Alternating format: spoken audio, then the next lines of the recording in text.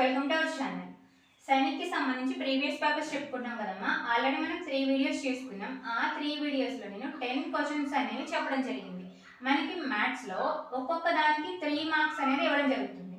So ఎన్ని marks వస్తే 10 3s 30 marks అనేవి నేను కవర్ చేసినట్టు అనమాట. సేమ్ అంటే మనం ప్రీవియస్ పేపర్స్ చూసినట్టయితే సేమ్ మోడల్స్ నుంచి క్వశ్చన్స్ వస్తున్నాయి. టైప్స్ ఆఫ్ యాంగిల్స్ కి సంబంధించి మనం 6 క్వశ్చన్స్ అనేవి చెప్పాను. సో 6 క్వశ్చన్స్ అంటే 6 3s 18 మార్క్స్ అనేది కవర్ అవుతుంది. అలాగే నెంబర్ సిస్టమ్ నుంచి 4 క్వశ్చన్స్ అనేవి చెప్పాను. అంటే 4 3s 12 మార్క్స్. సో టోటల్ ఎన్ని మార్క్స్ కవర్ చేసాం? 30 మార్క్స్. సో చిన్న చిన్న టాపిక్స్ ఎక్కువ మార్క్స్ వచ్చేవి బాగా ప్రిపేర్ అవ్వండి. అంటే ఈజీగా ఎక్కువ మార్క్స్ గెయిన్ చేయడానికి అవకాశం ఉంటుంది. అలాగే మనం నవోదయాల 100 షార్ట్స్ చెప్పాను నేను. సేమ్ మోడల్ ఇవే కానీ నెంబర్స్ మార్చారు కానీ సేమ్ మోడల్స్ నుంచి క్వశ్చన్స్ వచ్చాయి.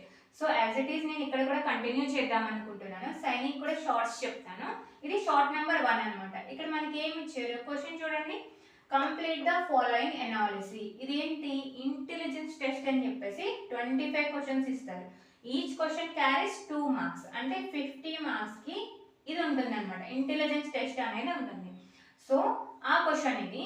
ఇక్కడ చూడండి. Complete the following analysis. Analogy అన్నారు అంటే ఫస్ట్ రెండింటి మధ్య ఒక రిలేషన్ అనేది ఉంటుంది.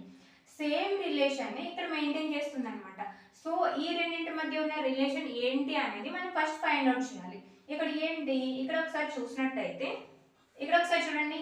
ABCD దీనికి నెంబరింగ్ ఇచ్చాం అనుకోండి. 1 2 3 4 5. సో B అనేది ఎక్కడ ఉంది? సెకండ్ ప్లేస్ లో ఉంది. దీన్ని స్క్వేర్ చేయండి. 2 స్క్వేర్ 4. సో నెక్స్ట్ ఏం అప్లై చేయాలి మనం ఇక్కడ? G అనేది ఏ ప్లేస్ లో ఉంది? EFG అంటే 6 7th ప్లేస్ లో ఉంది.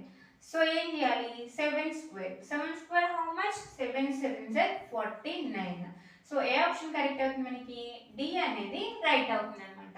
సో ఇక్కడ 49 అనేది వస్తుంది. అంటే ఇక్కడ ఎనాలిసిస్ అంటే మీరు ఏం గుర్తుపెట్టుకోవాలి?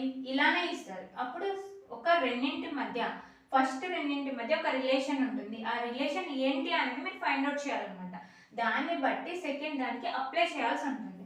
సో ఈ విధంగా అప్లై చేస్తే మనకి ఏ ఆప్షన్ రైట్ అవుతుంది? ఇక్కడ డి అనేది రైట్ అవుతుంది. ఇది షార్ట్ నెంబర్ 1.